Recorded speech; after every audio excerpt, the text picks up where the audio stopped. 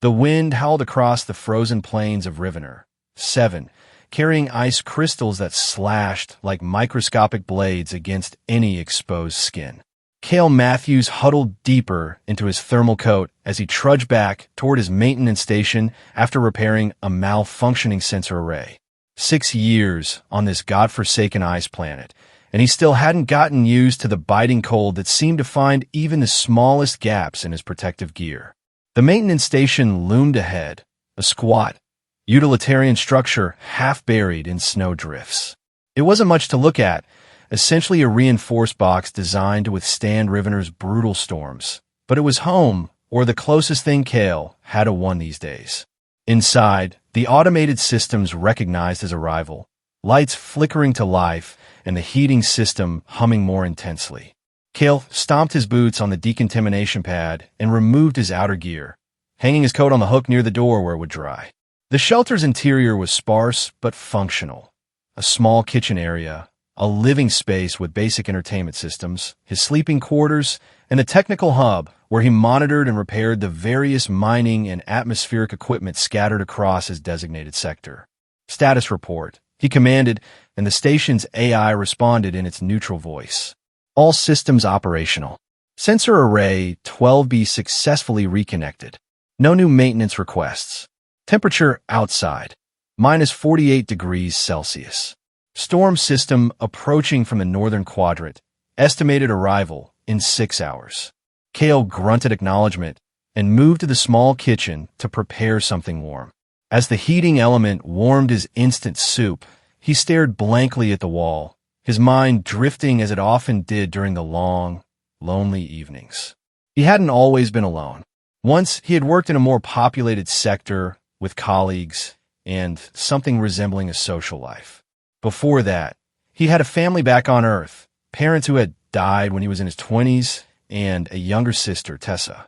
The memory of Tessa's laughter still haunted him, as did the memory of the colony ship accident that had taken her life 6 years ago.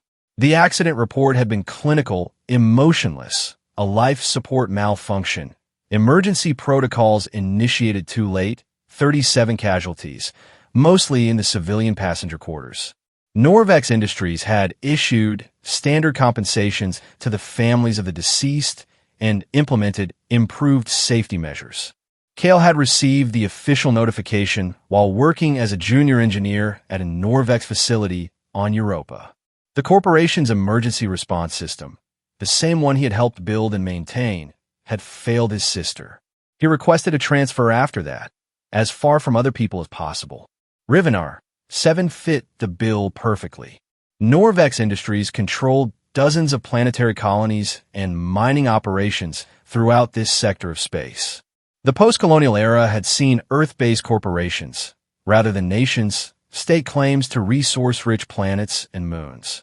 Rivener 7 was among the most inhospitable, but also the most profitable, rich in rare minerals and compounds necessary for faster-than-light travel technology. Cale sipped his soup mechanically. The station around him was quiet, except for the constant low hum of the environmental systems. Sometimes he wondered why he didn't request a transfer back to civilization, but the thought always faded quickly. Out here, alone with his machines, he didn't have to pretend he had healed. He didn't have to make small talk or field well-intentioned questions about his past. The isolation suited his guilt, his endless replaying of what-ifs. What if he'd convinced Tessa not to take that particular ship?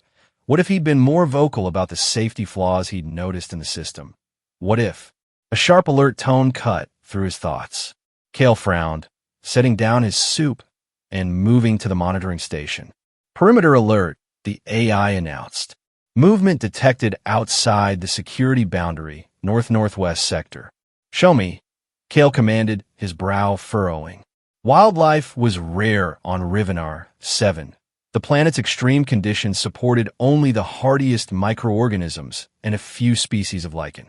Larger fauna simply couldn't survive the cold and lack of substantial vegetation. The monitor displayed a thermal scan of the area. A small heat signature was moving slowly, erratically, about 300 meters from the station. Too small to be another human, but definitely a living organism of some kind. Identify, Kale ordered. Unknown life form. The AI responded. Not matching any cataloged Rivenar. 7 species. Collection and study of any new life forms discovered on their territories. But something about the small, faltering heat signature tugged at Kale. The movement pattern seemed desperate, almost frightened. Enhance image, he said, leaning closer to the screen. The AI complied, but the blizzard conditions made visual identification impossible. All he could see was something small moving with increasing difficulty through the snow. He should report it. That was procedure. Instead, Kale found himself pulling his barely dried thermal gear back on. Sir, the AI's voice had a note of caution. Norvex Regulation 342 B requires immediate reporting of unidentified biological entities. Additionally, the approaching storm system makes external excursions inadvisable. Log that I'm performing routine maintenance on the north perimeter sensor, Kale replied, securing his helmet. And prepare medical bay for potential contamination protocols. The AI hesitated for a millisecond longer than normal, then responded, acknowledged. Logging maintenance activity. Medical bay preparing contamination protocols. Kale stepped out into the howling wind, the cold hitting him like a physical wall despite his protective gear. He activated his thermal scanner and began trudging through the snow in the direction of the heat signature. The wind was picking up, visibility decreasing by the minute as the storm front approached. Kale checked his scanner repeatedly, adjusting his course as necessary. The heat signature was moving more slowly now, almost stationary. He nearly stumbled over it. At first, Kale thought it was some kind of animal huddled against the vicious wind. But as he bent closer, his helmet light illuminating the small form half buried in snow, his breath caught. It was a child, not a human child. That much was immediately obvious. The creature was small, perhaps the size of a 4 or 5-year-old human, but with delicate proportions. Its skin, where visible, had a silvery blue sheen, and what looked like tiny crystalline formations followed the contours of its face and limbs. The being had large, almond-shaped eyes, now closed or nearly closed, and no visible nose, just 2 small slits. A fine layer of frost-like hair covered its head. The creature was clearly dying. Its movements were minimal now, just small tremors. Its chest barely rose and fell with shallow breaths. Every Norvex protocol screamed in Kale's mind. Report. Do not touch. Wait for the bio team. This could be dangerous. This could be contaminated. This could be valuable. Instead, he found himself removing his outer coat. The thermal layer beneath would protect him somewhat, though not for long. He carefully wrapped the small being in his coat, noting how surprisingly light it was, and lifted it into his arms. You'll be all right, he murmured, though he had no idea if the creature could hear him, understand him, or even survive the journey back to the station. All he knew was that he couldn't leave it to die in the snow. The journey back seemed to take an eternity. The storm was picking up intensity, and Kale's exposed areas burned with cold. His environmental suit beeped warnings about dropping body temperature, but he pressed on, clutching the small bundle against his chest. When he finally staggered through the station's airlock, his limbs were numb and his vision was beginning to blur from the cold. Activate full decontamination cycle, he gasped as the outer door sealed behind him. An emergency heating. The station AI complied, filling the decontamination chamber with sterilizing mist. Normally, Kale would have waited for the full cycle to complete, but concern for his fragile cargo overrode caution. Override Deccan cycle, he ordered. Medical emergency. The inner door slid open, and Kale carried the still bundle to the small medical bay. It wasn't designed for alien physiology, just basic human medical care, but it was better than nothing. He gently placed the alien child on the examination table and carefully unwrapped his coat. The creature appeared even smaller and more fragile under the bright medical lights. Its skin had a translucent quality, with faint blue patterns visible beneath the surface. What he had initially taken for crystals seemed to be natural formations, almost like delicate scales that caught and reflected light. The medical scanner, designed for human physiology, gave confused readings. Unknown physiology, the AI reported unnecessarily. Biological signs indicate severe hypothermia equivalent condition. Metabolic processes minimal. What's the nearest equivalent in the database? Kale asked, his hands hovering uncertainly over the small form. Certain reptilian species demonstrate similar responses to extreme cold. Gradual warming recommended to avoid thermal shock. Kale nodded, then carefully lifted the alien child again and carried it to his living quarters. He placed it near, but not too near, the heating unit and added extra blankets from his own bed. This is in violation of at least 6 Norvex protocols, the AI informed him. Note my override authorization, Kale replied absently, his attention focused on the small being as it gave a shuddering breath. And run continuous scans for any signs of biological hazards. Hours passed. Kale maintained a vigil beside the alien child, watching for any change in its condition. The storm outside had developed into a full-blown blizzard, the kind that sometimes lasted for days on Rivener 7. At least that would prevent any immediate Norvex response, should the AI report his actions despite his override. Gradually, almost imperceptibly, the alien child's breathing deepened and steadied. The silvery blue skin seemed to take on a warmer hue, and the crystalline formations appeared to become more distinct, more luminous. Kale was dozing in his chair when a soft sound woke him. The alien child's eyes were open, revealing irises of the most startling violet color, with no visible whites or pupils. Those large, strange eyes fixed on Kale with unmistakable intelligence and fear. The child scrambled backward, its movements quick and fluid now that it had recovered some strength. A strange, high-pitched sound emerged from its throat, and Kale noticed for the first time that its fingers ended in slightly pointed tips with a translucent quality, like tiny icicles. "It's okay," Kale said softly, remaining perfectly still. "I'm not going to hurt you." The alien child tilted its head, those violet eyes studying him intently. Then, to Kale's astonishment, the temperature in the room dropped perceptibly. Tiny ice crystals began forming on surfaces near the child. "Anomalous temperature fluctuation detected," the AI announced. "Current reading, 7 degrees below normal environmental setting." The alien child startled at the AI's voice, and the temperature dropped further. Frost patterns spread across the floor around its feet. "It's okay," Kale repeated, keeping his voice gentle. "That's just the station's computer. It won't hurt you either." He slowly extended his hand, palm up, in what he hoped was a universal gesture of peace. The alien child stared at his hand, then at his face, then back at his hand. After a long moment, it extended its own hand, 5 delicate fingers with those crystalline tips, but stopped short of touching him. "My name is Kale," he said, tapping his chest with his free hand.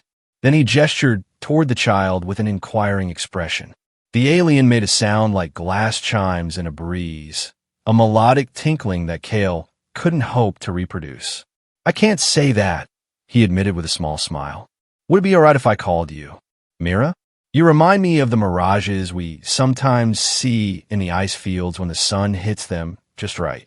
The child, Mira, tilted its head again, then made a sound that might have been an attempt to say Mira. "Yes, Mira." Kale nodded encouragingly. Slowly, the frost receded from the floor, and the room temperature began to normalize. Mira took a tentative step toward Kale, then another, until they were just an arm's length apart. With movements so deliberate they seemed almost ceremonial, Mira reached out and touched Kale's outstretched palm with one crystalline fingertip. A jolt of cold shot up Kale's arm, but it wasn't painful, more like the refreshing chill of diving into cool water on a hot day. With the sensation came a flood of impressions, confusion, fear, gratitude, and loneliness so profound it took his breath away. Mira withdrew its hand quickly, and the connection broke. The alien child was watching him with those unreadable violet eyes. "You're telepathic," Kale murmured in wonder. Mira didn't respond to the word, but made a gesture that somehow conveyed both acknowledgement and uncertainty.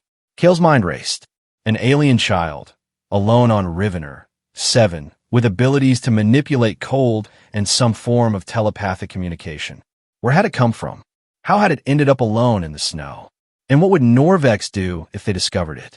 That last question had an obvious answer. Norvex would take Mira away for study, which, given the corporation's history with unique biological discoveries, would mean endless tests, possible vivisection, and exploitation of any useful abilities or biological compounds. Alert! The AI interrupted his thoughts. Incoming transmission from Norvex Central. Kale's heart jumped to his throat. When transmission will connect in 30 seconds. Standard check-in protocol. Check-ins were routine, usually just a quick verification that he was alive and the station was functional.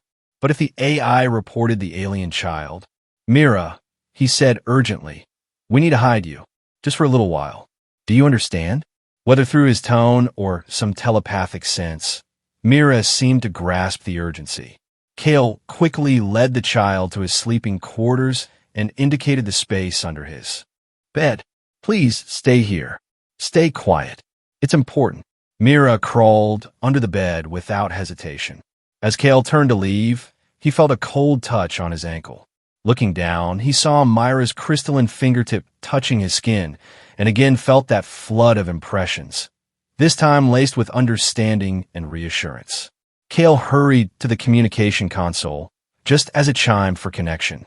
He smoothed his features into a neutral expression as the screen lit up with the face of a Norvex administrator, a stern-looking woman with the corporation's logo emblazoned on her uniform collar. Station NR 7-42, she said without preamble. Routine status verification. All systems normal, Kale reported, keeping his voice steady. Storm front moving through the sector, but the station is secure. The administrator's eyes narrowed slightly. Our monitoring indicates an unauthorized exit from your station approximately 3 hours ago, followed by an emergency medical bay activation and a decontamination override. Kale felt sweat bead on his forehead despite the cool air. Yes, I noticed a potential issue with the north perimeter sensor and went to check it. The storm caught me off guard, and I triggered the medical protocols as a precaution for hypothermia risk. Everything's fine now. The sensor is functioning normally according to our readings. I realigned it, Kale lied smoothly. It was listing by about 3 degrees. Wouldn't have caught it from internal diagnostics. The administrator studied him for a long moment, then nodded curtly. Understood. Be advised that exit during storm conditions is against protocol without emergency justification. A notation will be added to your file. Acknowledged, Kale replied, relief washing through him. Additionally, the quarterly supply ship has been delayed due to solar flare activity. Expected arrival now in 17 days rather than 12. Understood. My supplies are sufficient. Norvex out. The screen went dark, and Kale released a breath he hadn't realized he was holding. He returned to his sleeping quarters to find Mira exactly where he'd left the child, though those violet eyes were watching the doorway intently. It's safe now, he said, kneeling down. You can come out. Mira emerged from under the bed with fluid grace. Now that the immediate crisis had passed, Kale realized he needed to figure out what to do next. He couldn't keep an alien child hidden indefinitely, especially one with such unusual abilities. Sooner or later, Norvex would discover Myra's presence, and when they did, both the child and Kale would face serious consequences. But first things first, Mira needed food, and Kale had no idea what would be safe or nutritious for the alien physiology. Are you hungry? He asked, miming eating. Mira watched him with those unsettling violet eyes, then reached out a crystalline fingertip toward Kale's forehead. After a moment's hesitation, Kale nodded permission. The cold touch between his eyes brought another flood of impressions, but this time more focused, more intentional. He saw images of ice formations, of crystalline structures absorbing light, of something like photosynthesis but with cold rather than heat as a catalyst. When Mira withdrew the touch, Kale blinked in astonishment. You absorb energy directly from cold and light? He asked, though he knew the child wouldn't understand his words. But understanding seemed to pass between them anyway. Mira made a gesture of affirmation, then mimicked drinking. Water, Kale realized. You need water. He led the way to the kitchen area and filled a cup with clean water. Mira took it with those delicate hands and did something unexpected. Instead of drinking, the child passed a finger over the surface of the water, instantly freezing it solid. Then Mira held the cup of ice up to the light, and Kale watched in fascination as the ice seemed to slowly diminish, absorbed somehow through the child's hands. Fascinating, he murmured. Over the next few days, a routine of sorts developed. Kale continued his regular maintenance duties, careful to behave as normally as possible in case Norvex was monitoring him more closely after the incident. Mira remained hidden inside the station, quickly learning the meaning of Kale's warnings about staying out of sight of the external cameras.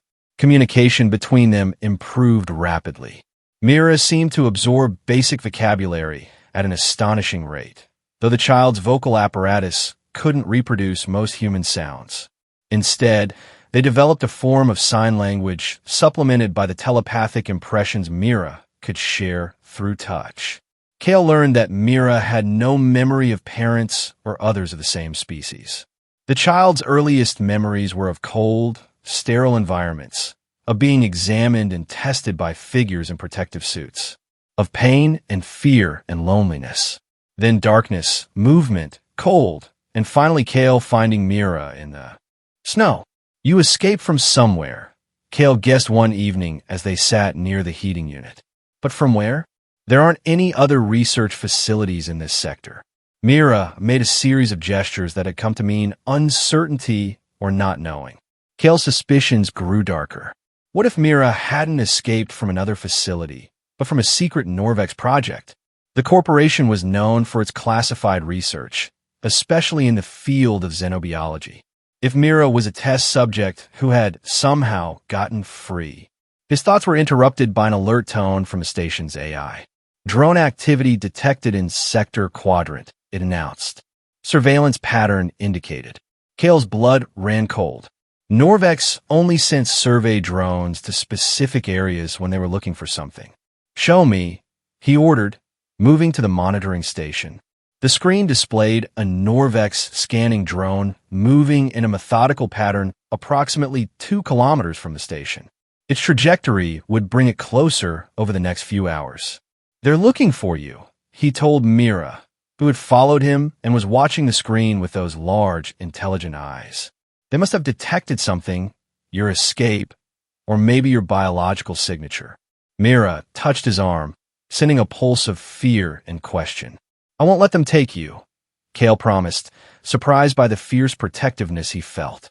But we need to be careful. The drone continued its scanning pattern throughout the day, gradually working its way closer to the station. By evening, it was less than 1 kilometer away. Incoming transmission from Norvex Central. The AI announced as Kale was preparing a simple meal. He quickly signaled Mira to hide, then accepted the transmission. This time, it wasn't the administrator, but a stern-faced man with security insignia on his uniform. Station NR 7-42, he said. This is Captain Ryden from Norvex Security Division. We are tracking a biological anomaly in your sector. Have you observed any unusual readings or sightings? Kale kept his expression neutral. No, sir. Nothing unusual to report. The security captain's eyes narrowed. Our drones have detected trace biological markers consistent with non-terrestrial DNA, following a path that leads in the direction of your station. The source appears to be an escaped research subject of extreme value to Norvex Industries. I haven't seen anything, Kale maintained, but I'll keep alert and report immediately if I do. Be advised that a security team has been dispatched to your sector for a thorough sweep. Estimated arrival time is 26 hours, weather permitting. You are instructed to provide full cooperation. Kale's heart hammered against his ribs, but he kept his voice steady. Understood, sir.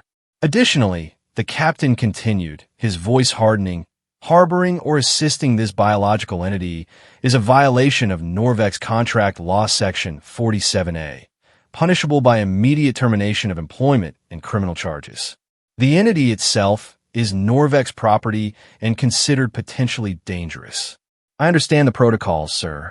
The captain held his gaze for a long moment, then nodded. See that you do. Norvex out. As soon as the transmission ended, Kale slumped against the console, his mind racing. 26 hours. They had 26 hours before a security team arrived to search the station, and they would find Mira, no matter where the child hid. Mira emerged from hiding, those violet eyes fixed on Kale with unmistakable concern. The child reached up to touch his face, sending a wave of questioning concern. They're coming for you, Kale said simply. We have a day to figure out what to do. Myra's response was a complex mix of fear, resignation, and, most surprisingly, determination. Throughout the night, as Mira slept fitfully in Kale's bed, he paced the station wrestling with his options. He could surrender Mira when the security team arrived, claiming he had just discovered the child. That might spare him the worst penalties, but it would mean condemning Mira to a life of experimentation and exploitation, or worse. He could try to hide Mira somewhere outside the station, but the brutal cold of Rivener 7 would be detected by Norvex's thermal scanners, and the child wouldn't survive long enough to escape the search radius. They could try to escape together, but where would they go? The nearest settlement was hundreds of kilometers away, across frozen wastelands. And even if they somehow reached it, Norvex controlled everything on Rivener 7. There would be nowhere to hide. By morning, Kale had reached the only conclusion that offered any hope, slim as it was. They would have to leave the station, but not to flee across the surface. Instead, they would head for the deep ice canyons to the north, a treacherous maze of crevasses and ice formations that interfered with scanning equipment and might give them a chance to evade pursuit, at least. Temporarily, when he explained his plan to Mira, the child watched him with those penetrating violet eyes, then touched his forehead. The impression Kale received was complex, understanding, gratitude, and something like determination. They spent the day preparing. Kale packed essential supplies, emergency rations, water purification tablets, medical supplies, his most insulated cold weather gear, and a compact heater with power cells. He also included a portable scanner and communication device, not to contact Norvex, but to monitor their transmissions and movements. As evening approached, Kale's scanner picked up the drone moving even closer, now regularly sweeping the area around the station. It would detect them the moment they left the building, but there was no avoiding that. Their only hope was to move quickly and try to reach the ice canyons before the security team could mobilize to their location. It's time, he told Mira as the station's exterior lights automatically activated against the early polar night. Stay close to me, and if I tell you to run, run. Understand.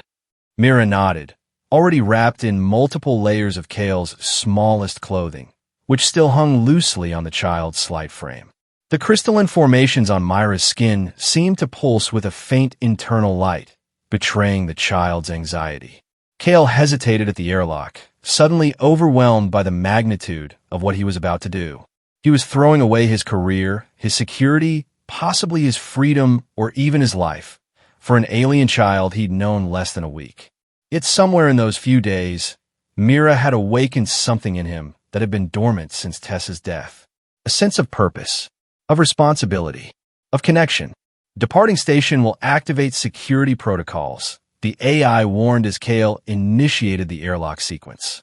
Override security notification for 1 hour, Kale commanded, using his emergency authorization codes for what would certainly be the last time. Authorization Kale Matthews, code Tessa 7-9-1. Override accepted, the AI confirmed. Security notification delayed for 1 hour. The outer door slid open, and the bitter cold of Rivener 7 engulfed them. Kale lifted Mira into his arms. The child weighed surprisingly little, and stepped out into the polar night. The drone spotted them almost immediately. Kale's portable scanner picked up its change in pattern, focusing directly on their position. He broke into a run, his boots crunching through the hard-packed snow. Mira clutched tightly against his chest. The ice canyons were visible in the distance, ghostly blue formations illuminated by Rivener's 3 moons. It was perhaps 2 kilometers to the nearest entrance, normally an easy walk, but now a desperate race against both the elements and the approaching security team. Behind them, Cale heard the drone's engines growing louder as it moved to track them directly. His scanner beeped an alert. A transmission was being sent from the drone to Norvec security. "They know we're running," he told Mira, his breath forming clouds in the freezing air. "Hold tight."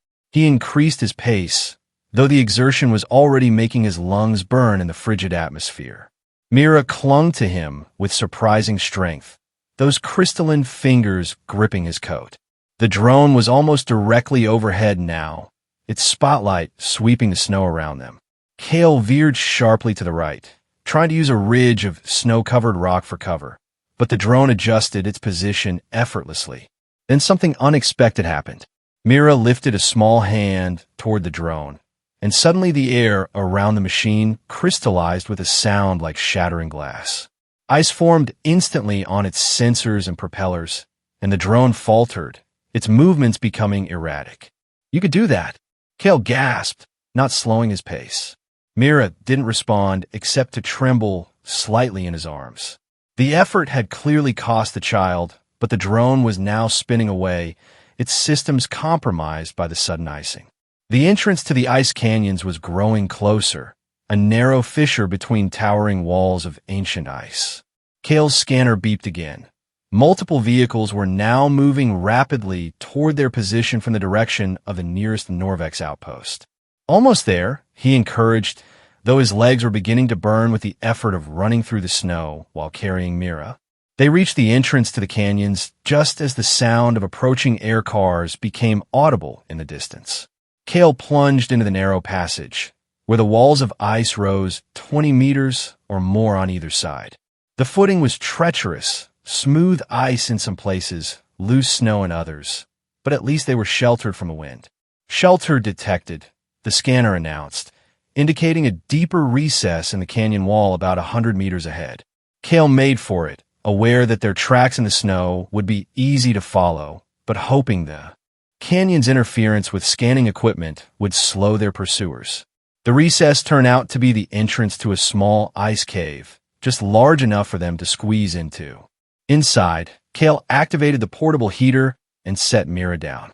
The child was shivering, not from cold. The temperature didn't seem to bother Mira, but from exertion and fear. "We'll rest here for a moment," Cale whispered, though he wasn't sure if sound carried in the strange acoustics of the ice formations. "Then we'll keep moving deeper into the canyons." Mira reached out to touch his face, sending a complex impression of concern, gratitude, and something else, a sense of recognition, as if the child knew this place somehow. The sound of the air cars was louder now, and Cale's scanner showed multiple signals converging on the canyon entrance. They couldn't stay here long. "We need to move," he said, gathering their supplies. "Can you walk for a while? It might be easier in these narrow passages." Mira nodded, standing with that fluid grace despite the obvious fatigue. Together, they moved deeper into the labyrinth of ice, Cale using his scanner to avoid dead ends and choose paths that led generally northward, away from the Norvex outpost. The deeper they went, the stranger the ice formations became.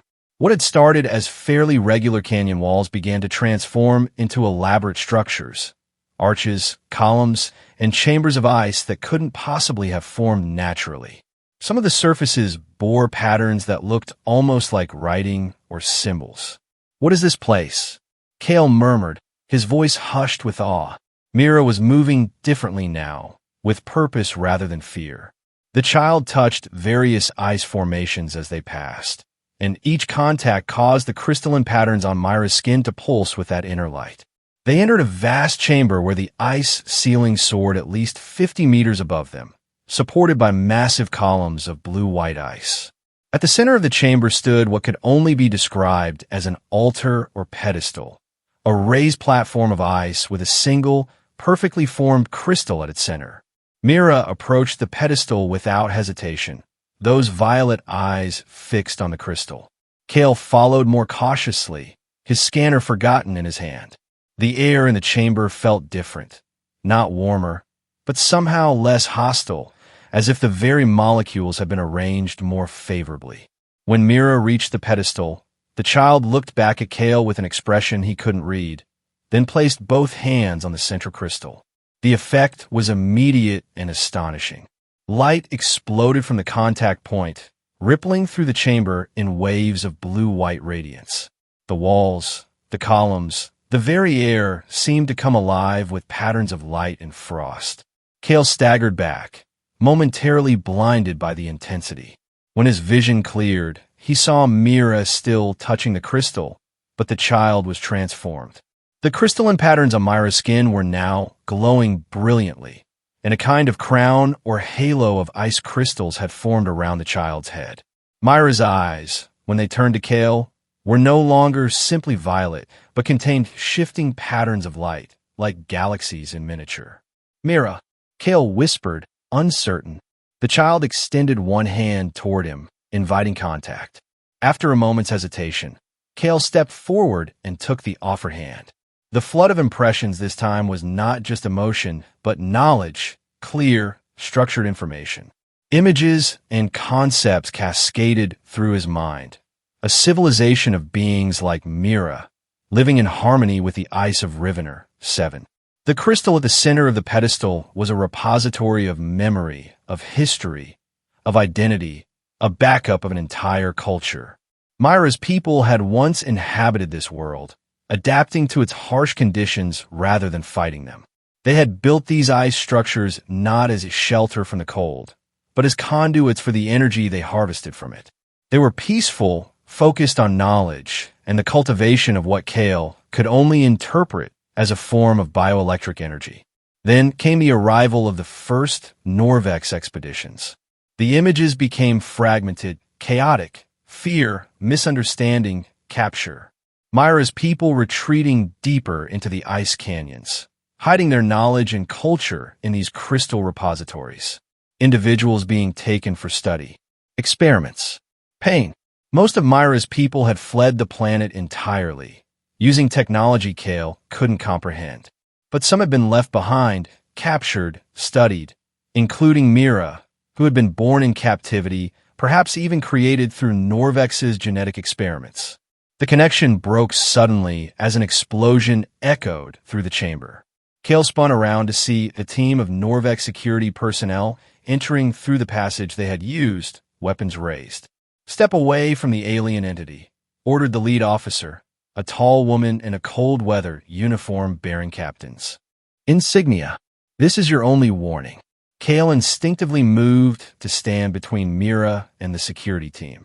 "You don't understand," he called out. "This child isn't just a test subject. They're a sentient being with rights, the last of an entire civilization you've helped destroy." "That entity is Norvex property," the captain replied coldly, "and you're in violation of multiple protocols. Move aside now, or we will remove you by force." Behind him, Kale felt a small hand touch his back. A wave of reassurance flowed through the contact, followed by something like determination. He looked back to see Mira standing straight and tall despite the child's small stature, those galaxies in miniature eyes fixed on the Norvex team with an expression that was no longer fearful, but resolute. "The child stays with me," Kale declared, his voice steady with newfound conviction. The captain signaled, and her team raised their weapons. "Last chance, Matthews," she warned. "Norvex has invested millions in that specimen. You're throwing your life away for nothing." "Not nothing," Kale replied. "Everything." The captain's face hardened. "Take them both," she ordered. The security team advanced, and Kale braced himself for the impact of stun weapons, but it never came.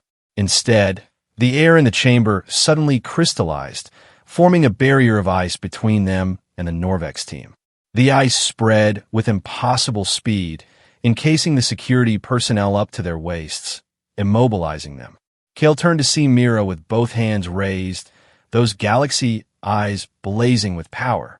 The child was directing the freezing effect with precise control, containing but not harming the Norvex team. The captain managed to fire her weapon before the ice reached her arms, but the energy bolt was intercepted by another spontaneous formation of ice, which absorbed and diffused it harmlessly. Impossible, the captain gasped, staring at Mira with a mixture of fear and scientific fascination.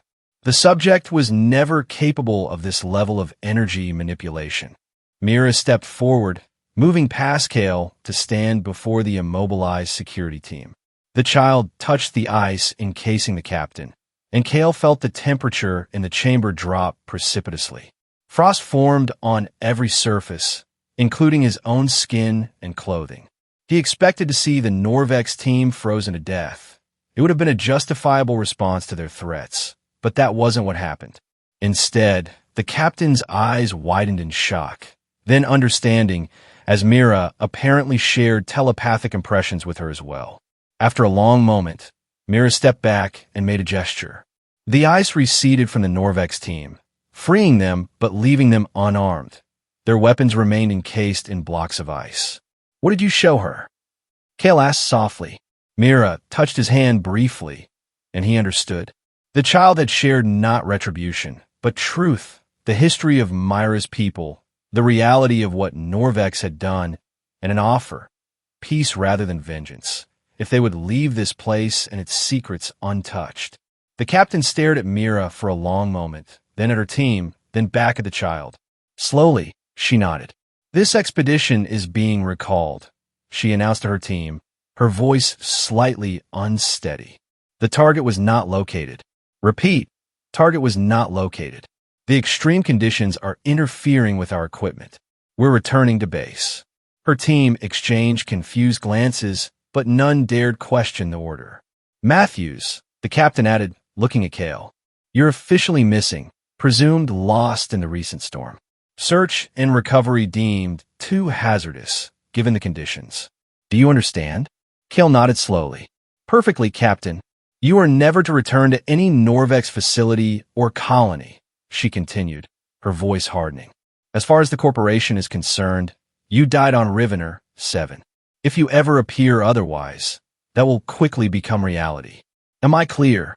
"Crystal," Kale replied, unable to resist the irony of the word. The captain hesitated, then added in a lower voice, "There are others looking for beings like this one. Independent groups, research collectives opposed to corporate control. If you search for the name Horn on non-Norvex channels, you might find allies." With that enigmatic comment, she signaled her team to retreat.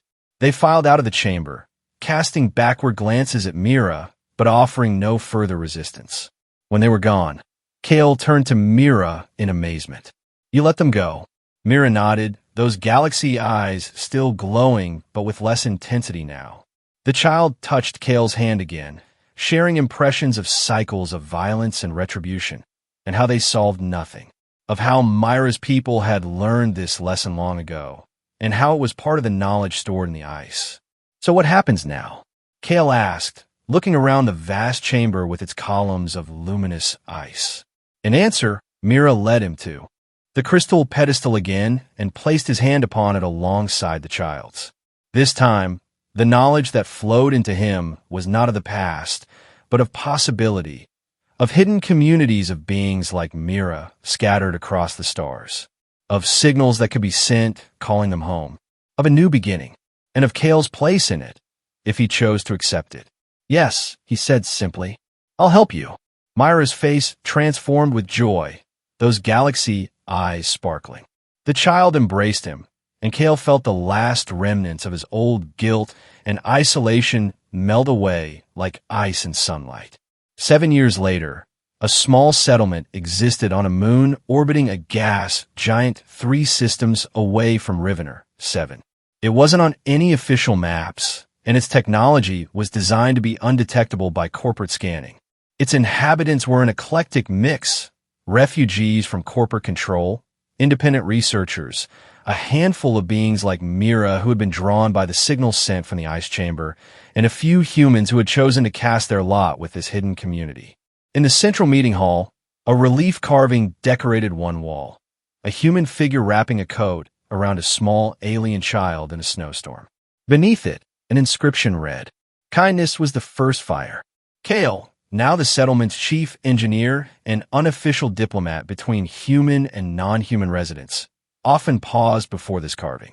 Sometimes he was accompanied by Mira, who had grown taller but retained those mesmerizing galaxy eyes and the ability to perceive truth through touch. "Do you ever regret it?" Mira asked him one evening, the child's voice now capable of human speech though still carrying musical undertones. "Leaving your old life behind?" Kale considered the question, then shook his head. "No, I was just existing then, not living, hiding from connection because I was afraid of losing it again." He thought of his sister Tessa, whose memory no longer brought only pain, but also a sense of continuity, of how her life and her loss had ultimately led him to that moment in the snow when he'd found a freezing child and made a choice that changed everything.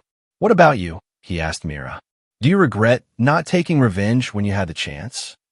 Myra's galaxy eyes shimmered with ancient wisdom now fully awakened through connection with the crystal repository. Vengeance would have changed nothing. The child gestured to the thriving community around them, changes everything. Kale nodded, understanding. In saving each other, they had created something greater than mere survival. They had kindled hope, not just for themselves, but for all those who sought a different path than the one laid out by those who valued profit over life. And it had all begun with a simple act of kindness, a human wrapping an alien child in his coat. Kindness was indeed the first fire, Kale reflected, and like fire, it could spread, bringing light and warmth to the coldest, darkest corners of the universe.